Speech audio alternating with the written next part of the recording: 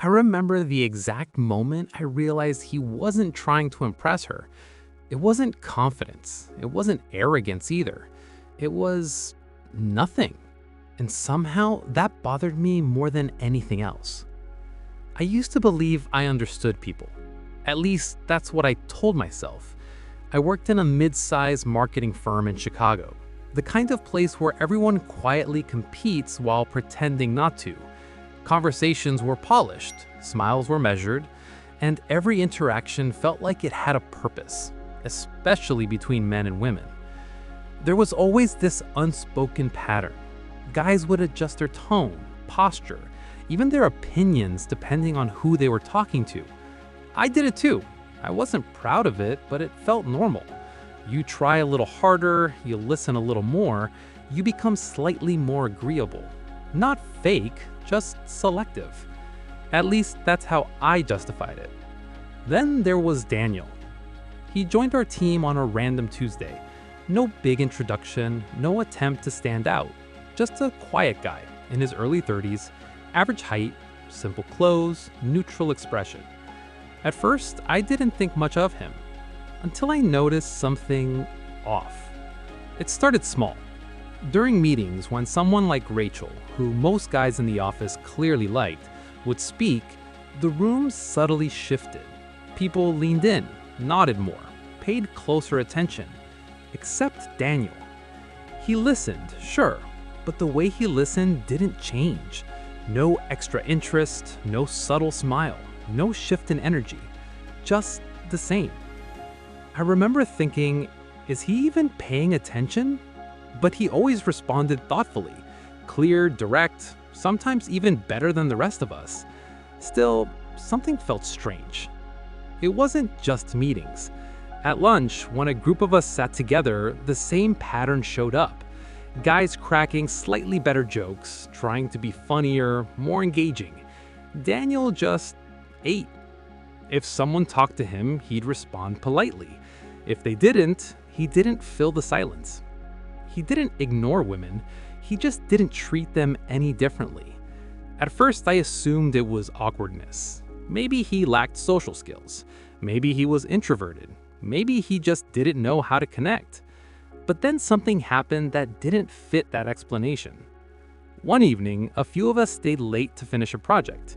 Rachel was there too. At some point, the conversation drifted away from work. Someone asked Daniel, "So are you seeing anyone?" It was a casual question, the kind that usually leads to a bit of storytelling, maybe even subtle bragging. Daniel paused for a second, then said, "Not really." No explanation, no follow-up. Rachel smiled and teased, "Not really, that sounds like there's a story." Most guys would lean into that moment. I know I would have. It's an opportunity to create intrigue, to connect, maybe even impress. But Daniel just shrugged slightly. Not a very interesting one. And that was it.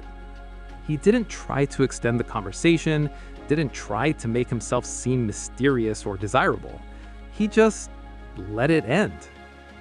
I remember feeling confused, not because of what he said, but because of what he didn't do. That moment stuck with me. Over the next few weeks, I started paying closer attention, not in an obvious way, just small observations. I noticed that when women disagreed with him, he didn't soften his stance to keep things smooth, but he wasn't harsh either, just calm, direct.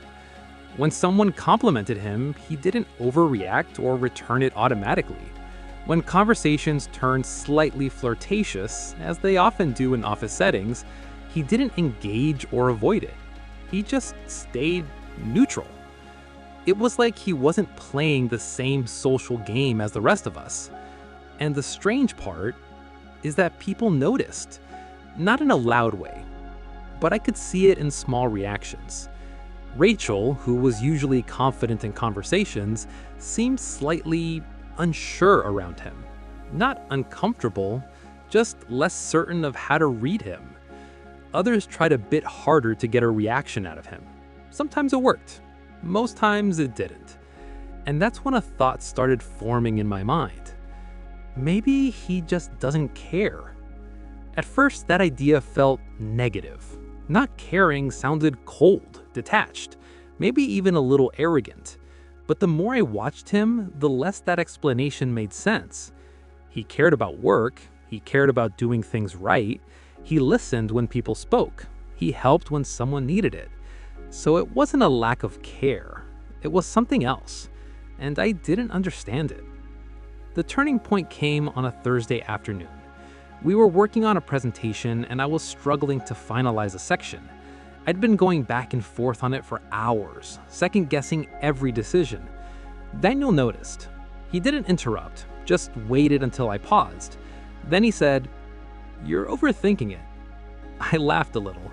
"Yeah, probably." He looked at the screen for a moment and said, "Who are you trying to impress with this?" The question caught me off guard. "I'm not trying to impress anyone," I said. He didn't respond immediately, just glanced at me, then back at the screen. "Then why are you making it more complicated than it needs to be?" I didn't have an answer, at least not one I wanted to say out loud, because in that moment, I realized something uncomfortable. I was trying to impress people. Not consciously, not in a dramatic way, but subtly. The wording, the design, the extra effort wasn't just about doing a good job. It was about being seen a certain way. Competent, smart, maybe even a little impressive. And suddenly, everything about Daniel started to make sense. Later that day, I asked him directly, "Can I ask you something?" He nodded. "Why do you seem like you don't care what people think, especially with women?" He didn't react defensively, didn't laugh it off. He just thought about it for a second. Then he said something I didn't expect. "It's not that I don't care." He paused. "I just don't build my behavior around being liked." That sentence stuck with me. Not because it sounded profound, but because it felt true. He wasn't indifferent, he wasn't disconnected. He just wasn't adjusting himself for approval. And I realized that's what I had been doing all along. Not just with women, with everyone. Small adjustments, slight changes, tiny shifts in behavior depending on who I was around. Nothing extreme, but enough to lose something real. After that conversation, I started noticing my own patterns more clearly. How I'd change my tone in certain conversations, how I'd agree with things I didn't fully believe just to keep things smooth, how I'd put in extra effort, not because it mattered, but because I wanted it to be noticed. And for the first time, it felt exhausting. Not dramatically, just quietly tiring.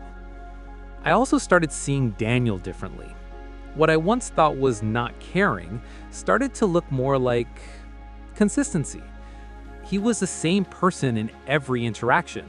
Not rigid, not robotic, just stable. And something interesting happened. People started respecting him more. Not instantly, not loudly, but gradually. Because there was nothing to figure out. No hidden agenda, no subtle performance, just honesty in its simplest form. Even Rachel, who initially seemed unsure around him, started engaging with him more naturally.